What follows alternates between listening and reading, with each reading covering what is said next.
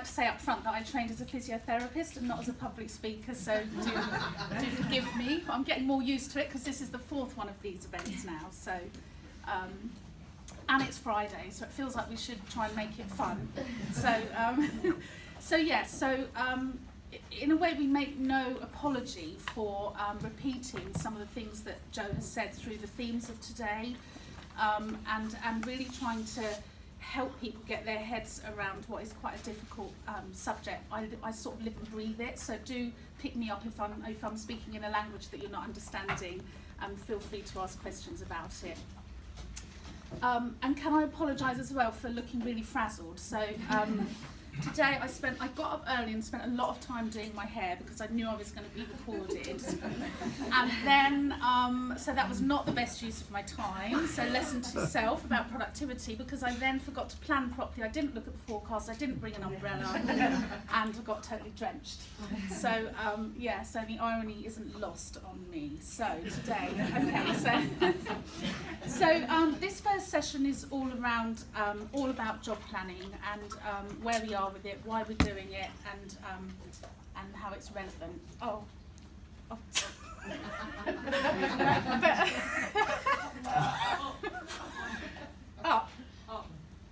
That doesn't make any sense, does it?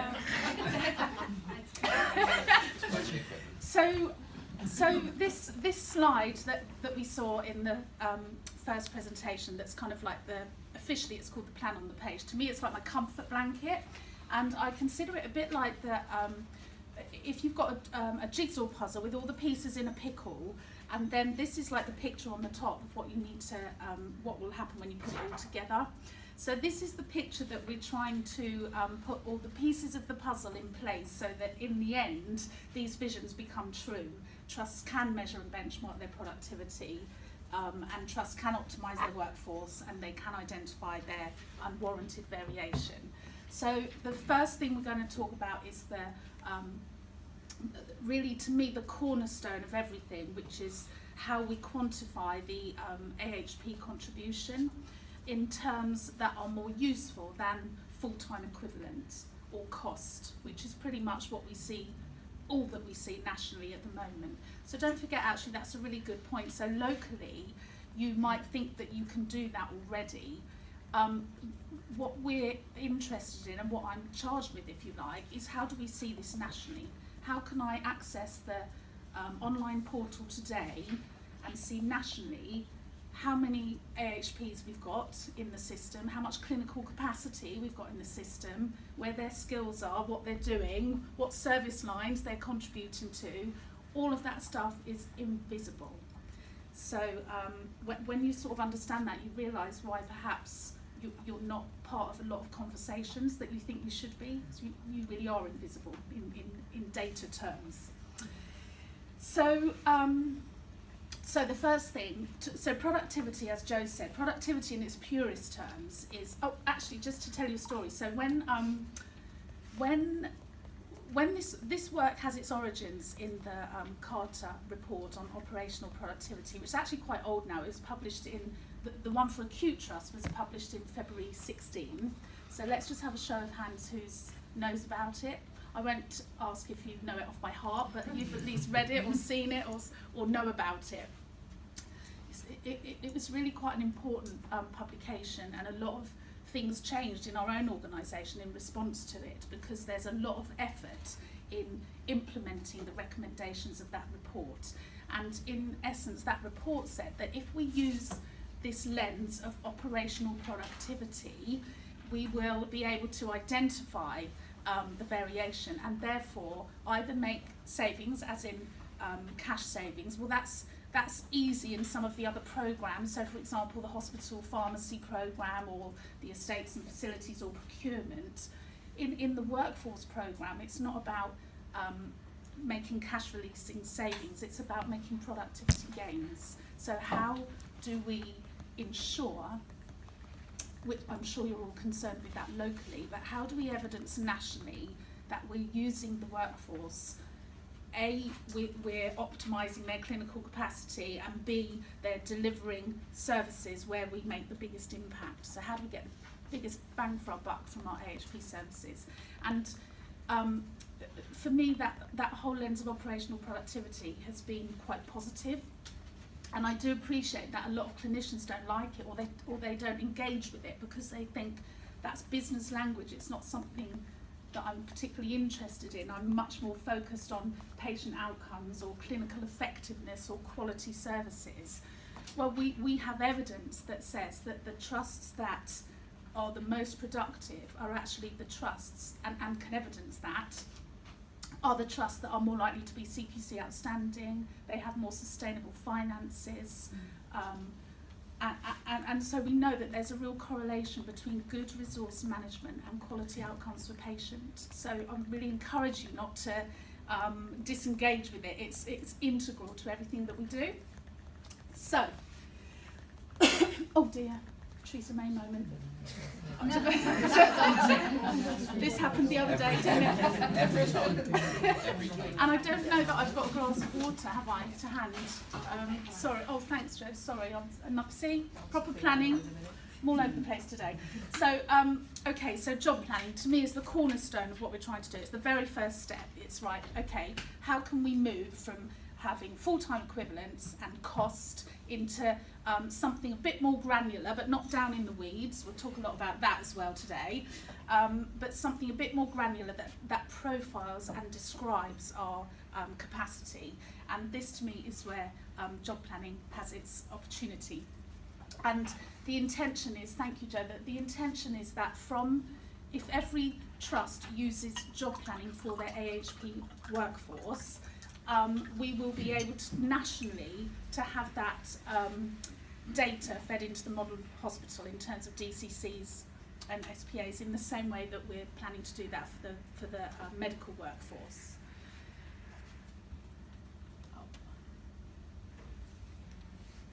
I just pause here for people to take pictures. So I really like this slide. It's a big claim, isn't it? Measuring clinical capacity improves patient outcomes. I genuinely believe that if we cannot quantify that we contributed to that patient outcome, how can we say we made a difference? So it really is, all of this is about the patient at the end of the day. We are the patient experience, and so therefore we need to be able to evidence and where we need resource, which I know is a pressure for all of AHP services. I think it's really important just to remind people and let you know that I understand, because I am immersed in a programme that is data driven, which I like. But we know that not everything that you do can be counted. That's a given as well. So we absolutely understand that there's a lot of stuff that we can't count that is as equally important. But that is absolutely not an excuse not to count the stuff that we can count. And so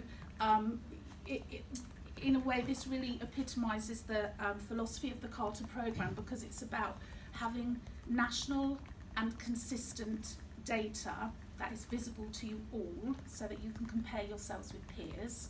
And then locally, you need to own that data. So you need to be able to provide the narrative around it, around why it's different, because there will be very valid reasons as to why it's different, depending on your service, depending on your geography, depending on any number of variables. And equally, there will be reasons why you can't explain why it's different. And we think that that's the nugget of where the opportunity is to improve. And we think if people focus on those areas, that's where the improvement opportunity lies. And Carter recommended that opportunity is around £2 billion worth of productivity gains, I should say, not £2 billion coming out. So, you might wonder why I've got wagon wheels here. So, a few weeks ago, I was talking to an event down in I'm not very good at geography, but it was southwest. Not that that's relevant, but anyway. And I was in a hotel the night before, and I was just going through my slides, and on the TV in the hotel room was the Great British Bake Off. And I had it on quietly in the background, kept being distracted, and they were making wagon wheels, and I had like one of those light bulb moments, because so the cooks were asked to go and make wagon wheels, and off they all went, and they knew what they needed to make them. Okay, some of them had better outcomes than others. So some of them knew more accurately the quantities of what they needed, and got perhaps a better quality finish. See where I'm going with this? But they all knew instinctively that they needed flour, they needed butter, they needed sugar, they needed some other things. I'm not a cook, obviously, but they knew the currency of what they were working with, and they knew the proportion of what they needed. And like I say, the ones that got it right were the ones that had the best outcome. And really, this is no different to what we're trying to do in the NHS. We're trying to say if we can say the outcomes that we're aspiring to, whether they be specific individual patient outcomes, whether they be some nice guidance or standards, whether they be length of stay, if we can define what those outcomes are that we're aspiring to for each trust, how do we understand the inputs that we need in order to make that happen? And we'll see through some other slides that the variation that exists. So we're all aspiring to the same things, and yet you're all working with different sizes and shapes of workforce. So that is my wagon wheel slide. I'm going to change this now because now this is the 4th or 5th time I've spoken about it. I've started wanting to buy wagon wheels, so I am going to have to change that and make it something different, but I'm happy to share that with you. And yeah, like I said, really it is all about getting it right first time for the patient. So there's our sister program, if you like. So I sit, although very connected to Joe's AHP team, I sit within an operational productivity directorate within NHS Improvement, and part of us are focusing on clinical workforce productivity, which is where I am, and part of us are focusing on getting it right first time, which is the clinically led program, which is there to define what best practice looks like for different clinical specialties. So you need to know about that. But for me, it's all about what do we need in terms of resource to get the best patient outcomes, and that's what we're all here to do. So, obviously you don't need to see the numbers, sorry, it's a bit of a busy slide, but what I did, I thought, so trust, so I should say actually, sorry, and I should have said this at the beginning, that my work really began with a focus on the acute trusts. So that's where a lot of my research and exploring and examples sit. But the programme now is, what is it doing? Extending to include all trusts across the sector, so mental health, community, we're even looking at ambulance and all the rest. So the principles of what I'm talking about today apply across the board. Obviously the work that we've done has focused very much so far, the work that I've done has focused on acute trusts. So you may know that trusts submit their workforce plans, they submit their finance plans, and they submit their activity plans. And what I did, I looked with some help, I found 5 trusts that were saying that they plan to deliver the same amount of activity in terms of outputs for about the same cost in terms of operational expenditure, and they were all the same sort of trust. So DGHs or teaching, so they're all so as far as we could, I chose 5 trusts that were pretty much saying they're going to do similar things. And then I looked at their AHP workforce from the data that we have, and you can see that Trust A is going to deliver what they're going to deliver with a 5.2% spend on their AHP workforce, and Trust E is going to spend 7% of their pay spend on the AHP workforce. And they're quite small numbers, but actually that equates to something like oh gosh, I can't remember now, was it 26,500 or 36,500? So let's say even 26,500 clinical hours is the difference between Trust A and Trust E. So that means that one trust has either got, Trust E has got 26,500 hours that they don't need. It's possible. Sorry, per week, month, year? No, for the year. Yeah. And more likely is that a nut trust A has got 26,500 hours missing, and everything in between.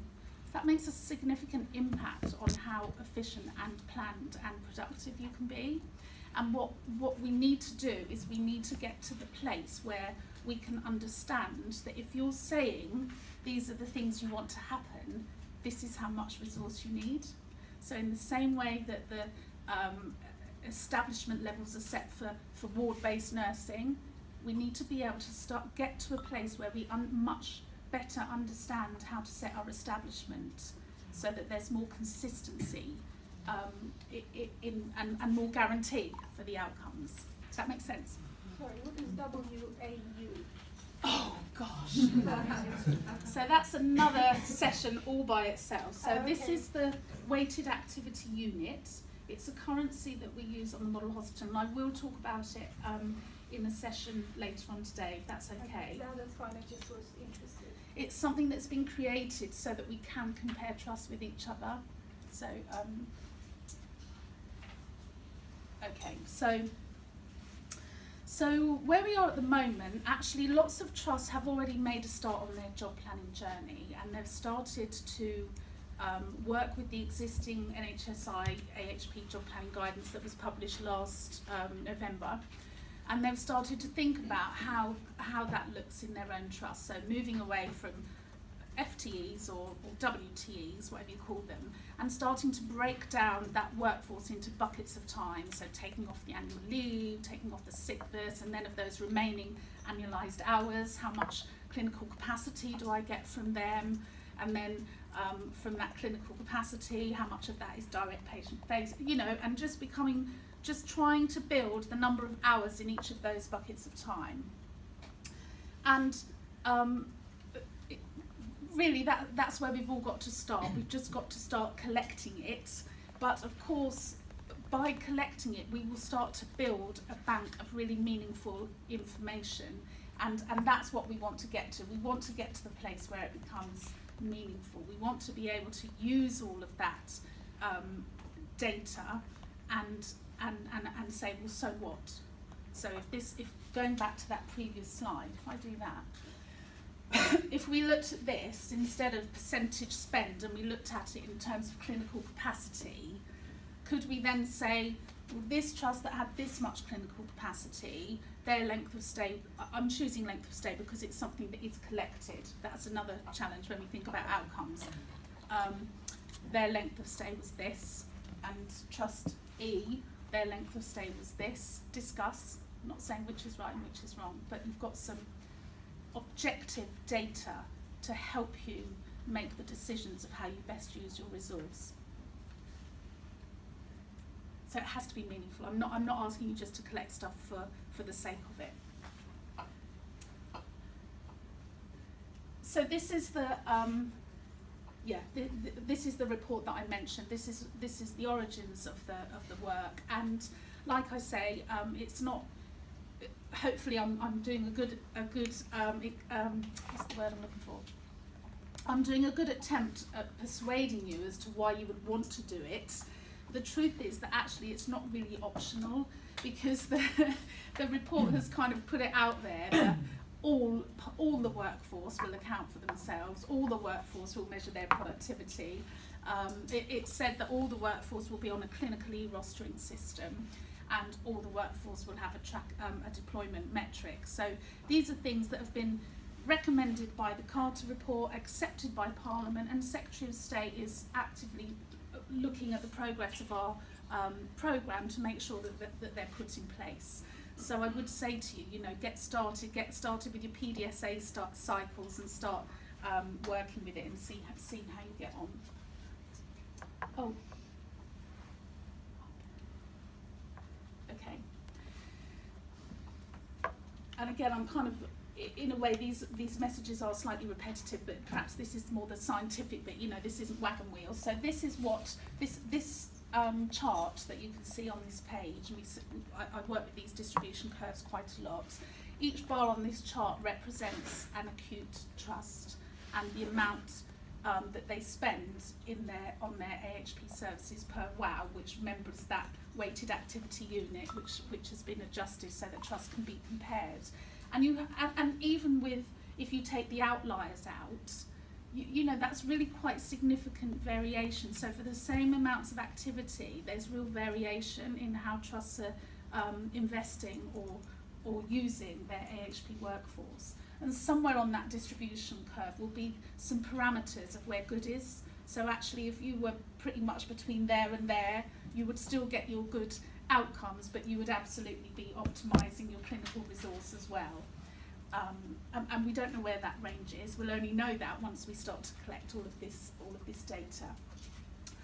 So, and a lot of that has is just a fact, because, you know, we've had a previously unscientific approach to AHP workforce planning. I think that's a fair, I'm sort of looking at Helen now, so I don't want her to be cross with me, but I think that's a fair statement to make.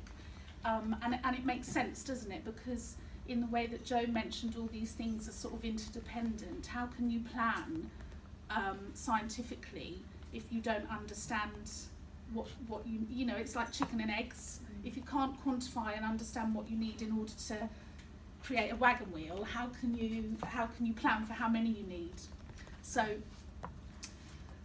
these are the questions. What does good look like? How many do we need? These are all the questions that my programme is there to try and help us solve. So we've called today the toolkit deliberately because it's about reminding you of the things that exist already that we hope will help you. And I mentioned that back in November 17, a very first resource guide was published for AHP job planning, and it's available to you on the NHS Improvement website. We're actively working on refreshing that guidance and hopefully publishing the next version in November 17. That's our plan, which is kind of like next week. So it's going to be towards the end of November, November 18, sorry, that's losing track of time. But, so the guide is there to help you. Also on the website there are templates that are there to help you.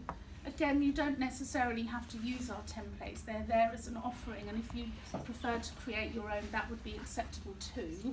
But you need to stick with the categories that are defined in our job planning, because all of this work is about taking what you're doing locally and building national data sets that are consistent so that we can compare apples and apples. So one of the things that happened when the work began, we were like quite a small team in the Department of Health, and Lord Carter himself, he used to go up with a few of the others in the team and sit on board meetings up and down the country. And what he saw was that boards locally, people have got so much information, local information, bespoke information, information on spreadsheets, information on walls, information in cupboards, information that they look at once but they don't look at the same information the next time, and you know, he sort of scratched, oh gosh, I can't even you know what I mean. He was in despair of it. He was like, we've got to stop all this and we've got to find the single version of the truth. We've got to help people understand the level of data that they need that's useful. We've got to stop them collecting the stuff that's in the weeds that is not useful, that just stays down there as data and never makes it into information. And we've got to make sure that when one trust is looking at clinical capacity, the next trust is using the same definition so that things become comparable. So this is the underpinning rules really of the productivity programme.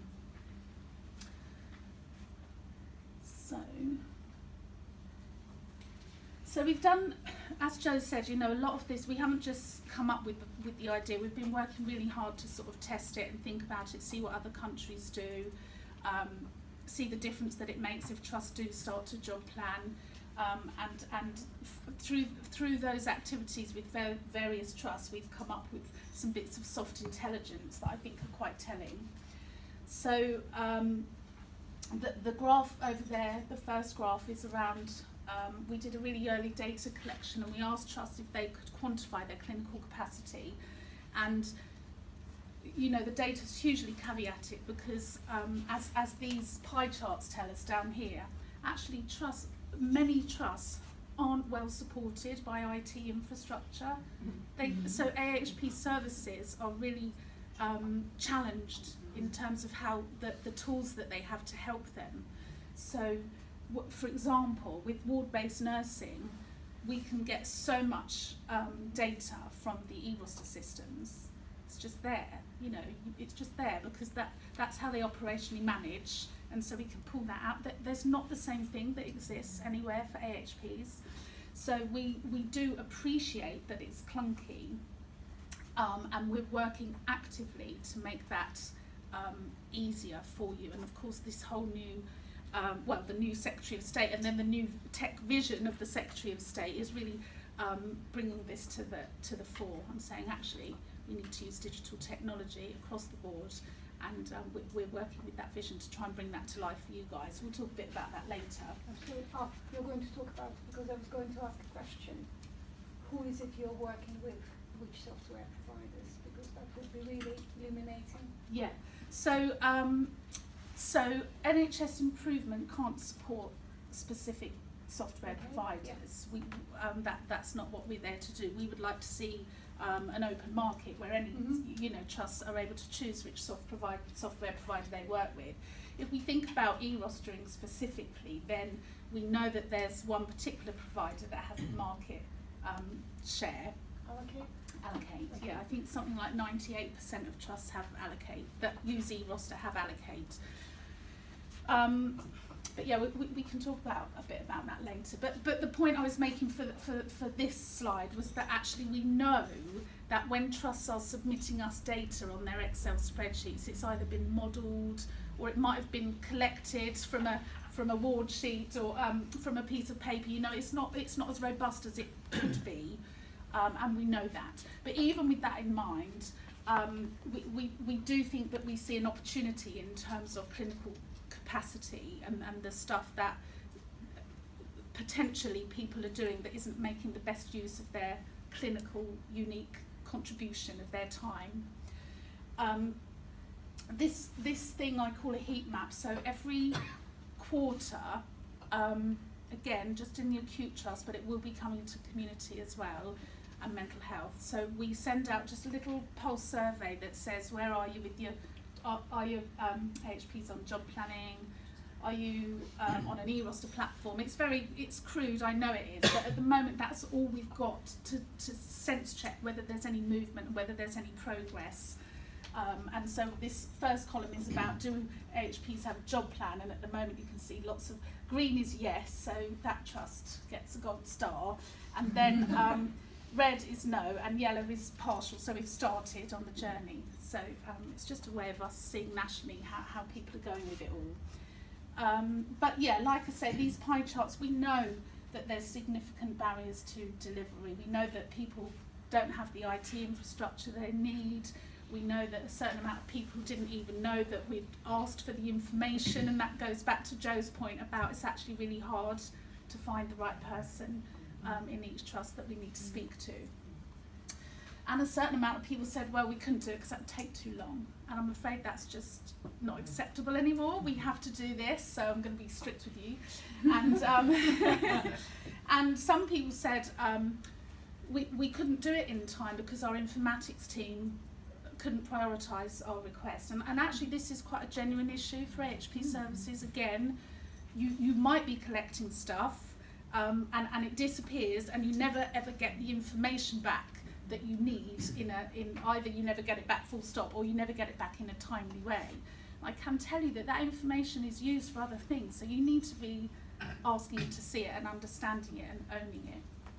And so yes, so that's just those examples for you. So the other thing I should mention is you might be aware of the use of resources assessment, which is kind of like the CQC 6th domain. I think it is officially the CQC 6th domain now. And really that use of resources assessment has its origins in the operational productivity work. So we're informing what needs to be in there in terms of asking the questions of trust. So job planning will be a key line of inquiry within that, because if AHP services have job planning and understand their resource in that way, then it shows that they've got a handle on their, or beginning to have a handle on their use of resources. So do make yourself familiar with that tool as well.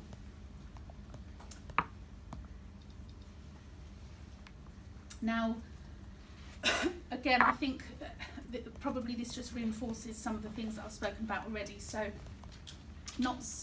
in the recent past, we sent out a fairly comprehensive survey to all trusts, acute, community, mental health.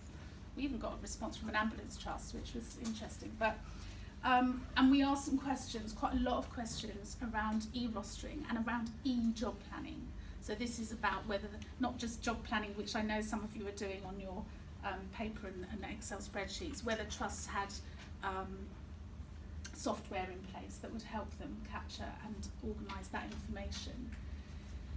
And so the slide on the left is e-rostering levels of attainment for AHPs, and the slide on the right is e-job planning levels of attainment for AHPs. Well, we're not surprised about this because whilst that tool is out there for you to use, you haven't had a mandated request to do it. So we just, and I know from a fact from my visits and engagement visits to trust that AHP's services are not always being considered when they're purchasing job planning software. It's really just for the consultants because it's mandated for them. So you can see from those low numbers that there's lots and lots of opportunity to improve, and we're working quite hard on a piece of work that will be coming out to you in the very near future. That will be, so 2 documents, levels of attainment for e-rostering and job planning, and meaningful use standards for e-rostering and job planning. And the recommendation is coming nationally to your HRDs and your chief execs and everyone else that says we will be expecting you to have all of your clinical workforce on these platforms and talking them through the incremental steps in which to do so. So for me, the message that I would like you to know is that job planning isn't solved by having a piece of software. The software enables you to collect it and report it, but actually the real work starts before that in terms of understanding what your service is, understanding how you consistently define those categories, and really working with your teams to start to do that sort of donkey work, so that when you do get the software that you need, you will immediately have done all the work that you need to do in order to apply it.